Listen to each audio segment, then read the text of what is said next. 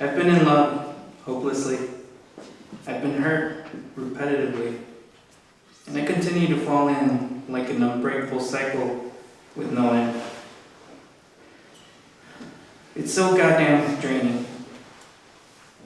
How do I anchor myself in truth? How do I reclaim that which I let slip through?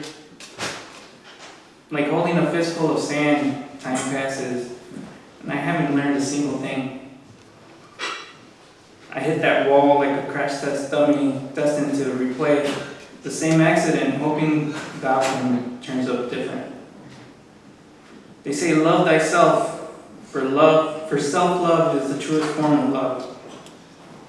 Anything after that, well, that's just extra. And it shouldn't matter as much, or at all. It's small steps that count, but goddamn is it tough. So I love, and will love, and I'll break, and be broken. Because when I find that one, it would all have been worth it. Thank you.